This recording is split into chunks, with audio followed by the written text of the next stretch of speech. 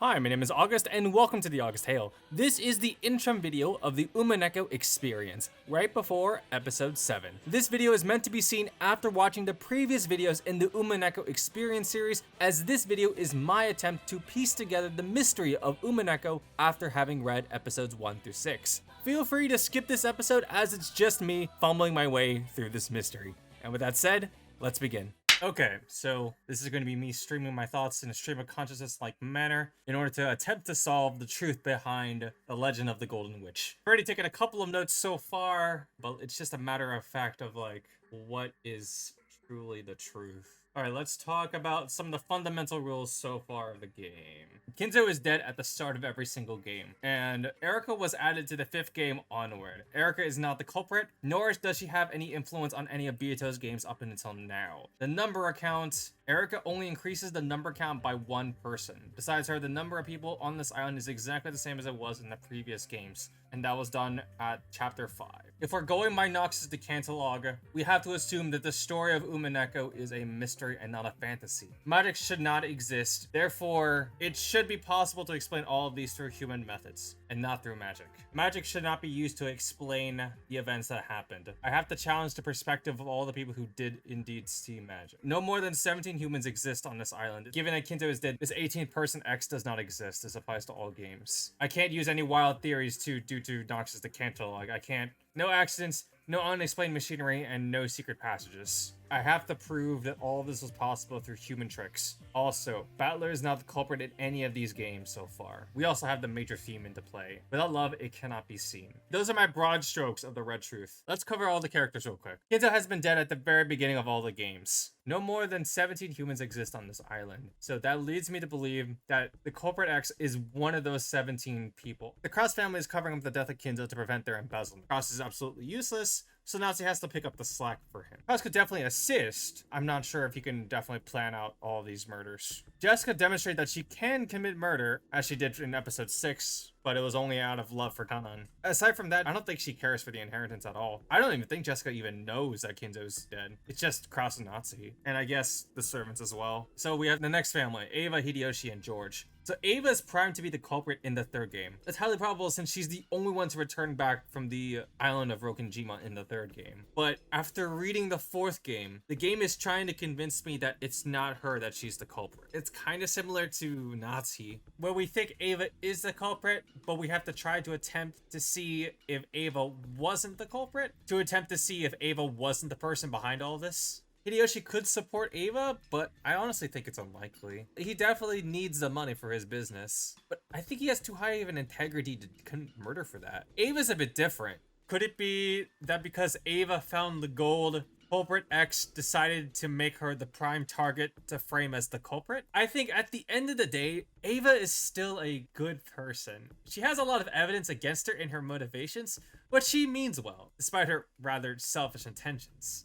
George can, as seen by the 6th game, George can kill to be together with Shannon, and that's always out of love. He's willing to abandon the family, and if anything got in his way, he would definitely do something about it, but we'll put that on hold for right now. Okay, so the next family, Rudolph, Kyrie, and Battler. Okay, so I don't trust Rudolph. I don't trust the Rudolph family. They're way too suspicious. Kyrie and Rudolph are very clearly schemers, and given their whole backstory about Rudolph setting up these secretive plans, it rubs me the wrong way. Plus, we don't know too much about Rudolph, too. His hand's always been kept secret. We don't know any of the secrets that he's hiding right now. Given Rose's disinterest in being the head since she's the youngest out of the family and has the least likely chance to be the Ushiromiya head, I don't think she would particularly care. Rose already gave up on trying to be the head, so next to that, we have Rudolph. And I could honestly think that Rudolph could pull off a scheme in order to try to be the next successor or make Battler the next successor. And given that Battler still has a very suspicious birth, that makes it even more probable. Between Battler's birth, his proclamation of, yeah, that's right. Didn't he also say that he might die soon too? I think he said that in the 1st episode. He said he might die. So he knew somebody was coming after him. Does he know who might be coming after his life? Also, we have Kyrie in the 6th game is fully intentional on supporting Rudolph, very likely to commit murder for his sake. She was very likely to put down Asumu if that miracle hadn't happened. Rudolph could be the culprit, or it could be the mastermind. Either or. Battler might not be aware of what his parents are doing. Either that or he suffers from amnesia somehow. So we have Rose Rosa and Maria. Rosa could possibly be a culprit if Maria was in danger, but I don't know, Rosa and Maria being the culprits just doesn't make sense to me when I'm using feelings and intuition as detective strategies. So after that we have Genji, Shannon, and Kanon. They're servants, but they're servants employed by Kinzo. Genji's been passive this entire game. Genji doesn't strike me as the one to commit murder. Genji would be willing to be sacrificed for the Ushiromiya family, or for the ritual. So then I don't think that would make sense for him to be the one committing the murders. Genji was employed by Kinzo, so now that the Kinzo's dead, would he? No, because Genji would still serve the Ushiromiya family, even if Kinzo died. I believe that. I firmly believe that. He could probably assist, but he would have to do it at the orders of somebody, aka the culprit mastermind. But that culprit mastermind would have to be an authority equal to or greater than Kinzo, and nobody matches that profile. Even if Genji did commit these murders, Genji would only be a half answer. That still doesn't answer the question of who's the mastermind. So we have Shannon and Kanon. Again, they're servants employed by Kinzo. They got strange magic. That's suspicious. Just the fact that those servants are employed by Kinzo is already suspicious enough. I wonder if all the magic acts we saw, especially in the 4th game, I wonder if there's probably some human interpretation of how all that happened. The 4th game had so much magic. There's probably some human explanation to why Kinzo appeared like that in the 4th game. There's probably some also human explanation to why Kanon and Shannon both have magical weapons. You have Kumasawa, Goda, and Nanjo. So I don't think I don't think Nanjo has a murder. He's just a bystander in all of this. Same with Goda and Kumasawa. Goda and Kumasawa could have vendettas against the Ushiromiya family, but that's pretty much it. Those are my thoughts on all the characters. To summarize, I'm super suspicious of the Rudolph family. Out of this cast, if I had to blame something, if I had to blame someone for all of this going on, I would blame it on Rudolph. But overall, they're way too suspicious. They're not telling us something. Let's go to the trials. The first Twilight, the 6 sacrifices. The people that have died are Shannon, Kraus, Kyrie, Rudolph, Goda, and Rosa. So they died in the storage house. He was a Bluetooth from Batlet. Anyone without an alibi could have pulled this off, and I don't think that was counteracted. I believe that was in the 4th game against Beatrice that happened. The second Twilight in the first game, we have Ava and Hideyoshi. It was a locked room mystery with the chain lock. Both of the deaths were homicide. Furthermore, the murder was carried out with both the victim and the perpetrator in the same room. No method exists for the perpetrator to commit murder from outside the room. So what I'm thinking is, the culprit X killed Ava and Hideyoshi inside the room. I'm wondering, was the culprit hiding in the room at the time and waiting after the discovery party to leave? I don't think there was a red truth said about if anyone was hiding in the closet or not. At this point, I'm assuming that all rooms have a closet for people to hide in. I think that would be reasonable enough, I think. If it wasn't a dead corpse from the first Twilight, it could have been any one of those 6 people. I don't think it was stated in red that they were dead. So, was it? See, the locked rooms with the chains are the ones that bug me. Those are the ones I haven't been able to figure out. For the closed room with the chain murders, there are 2 possible options that are presented to me. There's the idea that someone could be hiding in the closet or hiding somewhere in the room, or the victims weren't actually dead to begin with. So, to summarize, Culprit X must have killed Ava and Hideyoshi inside that room. And then, what I'm thinking is they probably hid in the closet and waited after the discovery party to leave the room. I don't think we revisited that room, so it doesn't matter if it's locked afterwards. So next, Kanon died in the basement. So if I remember, Kanon thought he saw the murderer and headed down to the basement in order to track them down. He died in the basement against an enemy down there. According to Red Truth, all the survivors have alibis. Let us include the dead as well. In short, no kind of human or dead person on the island could have killed Kanon. Kanon didn't commit suicide. Kanon did not die in an accident. Can I doubt Kanon's death? Was his death confirmed in red? He could have not died like he did in the second game. If he didn't die immediately, he could have died at a later time. No traps killed him, no die by accident. Was he playing dead? We'll put that on hold right now. Alright, so next we have the 6th to 8th Twilights. Those were Nanjo, Kumasawa, and Genji, and they died in the parlor with Maria left alive, and she was facing the wall, and everyone died behind her. Anything could have happened since Maria wasn't watching, so we don't know the objective truth behind their deaths. Maria, who was in the same room, did not kill them. And of course, their 3 deaths were homicides. I guarantee the identity of all unidentified corpses, therefore there were no double body tricks. Genji, Kumasawa, and Nanjo are not killers. That crosses out any collective suicides. Could Kanon be the culprit behind their deaths, given that he didn't die at the 4th Twilight, and he was just playing dead? Put that on hold. So, next is Natsuhi's death in the first game. Natsuhi's death was a homicide. There are no unidentified corpses, and all survivors have alibis. The bullet buried into Natsuhi's forehead was not fired from her gun. The thing that shot Natsuhi wasn't a trap. It was a real shooting murder with a gun raised and trigger pulled. So, all the survivors have alibis, and all the people left were Battler, George, Jessica, and Maria. Everyone ended up dying in the end. Culprit X killed Natsuki there. Like, Culprit X could also be the same person that placed a letter there as well that Natsuki had found. Culprit X dragged Natsuki out into the main room and they killed her there.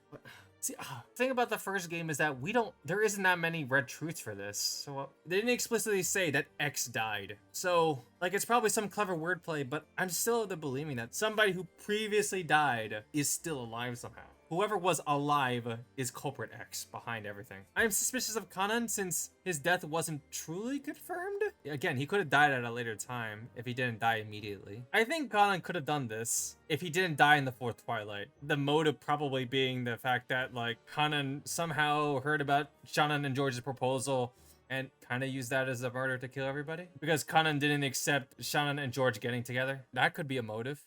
Alright, second game. Chapel Murders with Cross, Natsuki, Kirie, Rudolph, Ava, and Hideyoshi. So, the culprit could be anyone who didn't have an alibi at the time. Could it be that 6 people died before Maria got the key? No. Not that. Everyone was alive when Maria got the key. There's also that mysterious scene at the end before the night ended on that first day, where everyone was like, yes, we agree that you're a witch. All of them had collectively gone to the chapel together. And I think that's when the murder happened. I initially had the thought that the 6 people already died outside of the chapel and then Culprit X just dragged their body through the door. There's a red truth that's saying they were killed in the chapel. With the chapel murders, the time of death is suspicious. Put that on pause again. The second Twilight of the second game, that's where Jessica and Kanan, they died in their room. My theory here is that Culprit X killed Kanan and Jessica in this room. Kanan died in the room but was dragged out by Culprit X, making his body appear that it disappeared. Culprit X could have used the master key to open and lock the door. At the time, the master keys were not in the possession of Rosa at the time. Rosa was in the possession of the keys at the start of the fourth Twilight, or after Nanjo Kumasawa's death. Nanjo and Kumasawa's death, they claim to be killed by Kanan,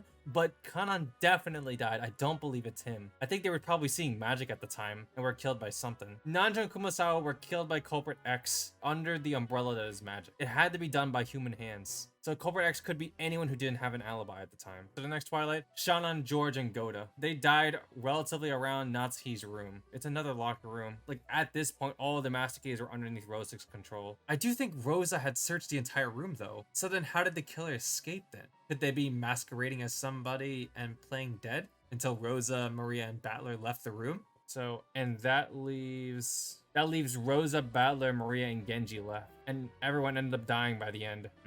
It would be easy to blame all of this on Rosa, but that doesn't explain how Rosa and Maria died in the end. Everyone died on the island. No one was left alive. In fact, an entire ending sequence was nothing but magic. So Culprit X could have killed them all individually. If Culprit X was somebody playing dead, they could have done it. If I remember correctly, according to the Red Truth, Kanan and Jessica were the only ones pronounced to be dead. So then it's somebody other than them? Okay, so let's move on to the third game. The sacrifices with the linked closed room. These 6 are dead. Kinzo, Genji, Shannon, Kanan, Goda, and Kumasawa. But Kinzo's been already dead. So could someone have used Kinzo's murder somehow to disguise themselves? So all 5 master keys were discovered, each in the pocket of one of the servants. The individual keys were found inside the envelopes alongside the corpses. When the 5 other than Kinzo were killed, the killer was definitely in the same room with them. Kinzo was killed at the start, and so Culprit X had the advantage of using Kinzo's pre-established death as a way to mask himself. Culprit X could have returned the key when they first discovered the body. Could they have been hiding in the closet? And then again, waited till everyone... Culprit X could have returned to the... Could they be hiding in Kinzo's room? Possibly. I do think that they're using Kinzo here to mask themselves. Cross or Natsuki possibly have carried this out. This is a good way to use Kinzo's death. Again, can be explained if Ava was the culprit since Ava was with them at the time. But I want to believe that Ava isn't the culprit based off Okanogi's words from the fourth game. Rudolph, Kirie, and Hideyoshi's death. That entire mess was all a magic fight. So it can be explained if Culprit X was the one behind their deaths. Anything could have happened to them since they were at the mansion and nobody would have found out because everyone else was at the guest house. If someone sneaked out of the guest house and made their way to the mansion, they could have easily killed them there. It's easy to explain if Ava was the culprit, but I'll just say Culprit X was behind their deaths. Okay, after Nanjo's death, This is the cursed web of red truth. There's alibis for Jessica, Battler, and Ava. The culprit who killed Nanjo was neither Battler nor Ava nor Jessica. Nanjo's death was a homicide and it was a direct method of murder. The one who killed Nanjo was definitely a human. If somebody was alive at the time of Nanjo's death and then died after Ava Beatrice announced their death, it's possible for them to kill Nanjo and die soon afterward. Fourth game's fun. So, based off of the fourth game, Hideyoshi, Ava, Genji, Rosa, Rudolph, and Natsuhi all died, one after the other. It's the first formal appearance of Kinzo, but Kinzo's already dead. We already have Red Truth of that. It's not magic that killed everybody. Everyone was in the room at that time, both the family members and the servants. So how is it humanly possible to commit murder right before their eyes? Culprit X killed them, and it's disguised in our perspective as magic. How the hell is that supposed to work? So, hypothetically, Culprit X, that's not Battler, must have killed them individually. They're all separate from each other, too. See, it's entirely easy to blame the fourth game on a Culprit X, because it's pretty much just, they could have easily picked them off individually. But how is that first Twilight possible? Fifth game, George, Maria, Jessica, and Rosa died in the cousin's room in the guest house. Genji died in the servant room. Cross's position is unknown, but he died at the very end when it was revealed. So this is also the first game that brings in Erika. Erika is not the culprit. She only increases the count by 1. The number is that's the same as it was in the previous game. The number of people on this parlor now is equal to the total number of people on this island. Count. The guests Furuta, Erika, Kumasawa and Shannon, Genji, Kraus and Natsuhi, Goda and Kanan, Rudolph and Kyrie, Ava and Hideyoshi, Rosa and Maria, Nanjo, George, and Jessica, and Battler. So that's 18 people. Erika is not the culprit. She only increases the count by 1. So if you remove Erika, that would be 17 people on the island. I just know that Natsuhi is not the culprit, nor is Battler the culprit. The victims are all homicides. And in the second Twilight, Hideyoshi is dead. We know for a fact that someone killed Hideyoshi, as Natsuhi heard him in the closet. And they still were somehow able to escape the locked room. And it was presented that it might have been Battler as the culprit. And for the first Twilight, Battler proved that the time of death is suspicious, so everyone's alibi was reset. So anyone could have done it. What's the specific theory behind it? What if the baby from 19 years ago was among us from the very beginning? For example, what if it was me? It has not been specified that the time of death was between midnight and 1. Due generalizing the text from the 5th game, it's possible for the murders to happen after the discovery of the crime. And with that, the alibis are reset, so it could be possible for anyone. We have the motive for that. Hypothetically, the man from 19 years ago, his goal was to make Natsuhi look like a murderer for revenge. Given that the man from 19 years ago exists and is on the island, somehow, then where's the 17 people? Could it be Battler? No. Battler's not the culprit, though. Could it be, well, I mean, could be Battler, could be an alias, maybe? We have a motive, it's just who, though? Or at least, who exactly is it? The 6th game. I don't even know how I want to tackle that. The main mysteries are, how did Kanan escape the guest house? And how did Kanan escape from Battler's guest room? The cousin's room is guaranteed to be a perfect closed room until the end. It is true that the next room over was sealed, but at the time of the logic error, only the doors were checked to see if the seals were preserved. So then it's possible for someone to leak through the window? But Kanan was in the cousin's room. So then Kanan must have somehow moved over to the other sealed room and left out the window. How is that possible? Even outside the window argument. Apparently there's one other move that exists, but it's a move that's part of Beato's heart or something? This is supposed to be the answer to everything, but I'm still not getting it yet. So putting that one on hold, Kanan disappearing from Battler's guest room is also another mystery. Assuming Kanan managed to make it over there, he also had to disappear. Like, did he die or something? And he's technically not there anymore? Like, the duel with Shannon actually killed him, but like, not until he saved Battler then? And then he died? Even with all that, I still don't have a definitive answer. Are we sure that there's no more than 17 people on this island? It's also the relevancy of the number 19. That feels important. It doesn't mean that there's 17 people exactly. Could there be less, by any chance? Number 19 and 17. 19 minus 17 is 2. Could there be 2 people that I'm unaware about, by any chance? There's the hidden grandchild of Kinzo that may or may not exist that Natsuhi disowned and threw off a cliff, metaphorically. And then there's the other Battler. So it's never directly stated how many people are on this island. Wait, both statements are in red. How could you be both 18 and 17? Even if you do join us, that makes 17 humans. Erica was never considered part of the games to begin with, so it was always +1. So does that mean there's 16 people? There's 16 humans? Is that the actual number of humans on the island is 16? But wait, no, that doesn't, wait. Let's do a recount then. So there's Kraus, Natsuhi, Jessica, Ava, Hideyoshi, George, Rudolph, Kyrie, the battler we know, Rosa, and Maria. That's 11. Then we have Genji, Shannon, and Kanan. That's 14 people. Then there's Kumasawa, Goda, and Nanjo. That makes 17. If Erica was inside, that would make 18 people. Wait a minute. Erica was Bernkastel's piece. She doesn't technically exist because it's magic. I should exclude all magic. Genji... Aren't Genji, Shannon, and Kanan always being referred to as furniture by Kinzo, the sorcerer? Could they not count? Shannon, Kanan, and Genji are always being referred to as furniture, and Shannon and Kanan are always trying to become humans. Are they not included in that count as humans? Should I exclude? Wait, what's the count again? Okay, so Kraus, Natsuhi, Jessica, Ava, Hideyoshi, George, Rudolph, Kyrie, Battler, Rosa, Maria. That's 11. Kumasawa, Goda, Nanjo. That's 14 people. Wait, then if the count is 16, and there's 2 people left. Wait, so then who are those 2 people then? Without love, it cannot be. It takes 2 people to create a universe. Even with the question of different names comes up, I still think that no one else besides Battler could be going by an alias. I think Battler's still the only one with a quote-unquote double. All this is done for love, and Beatrice is trying to make Battler remember something. The sin I'm now demanding to remember is not between Ushiromiya Battler and Beatrice. Are Battler and Beatrice aliases for different people?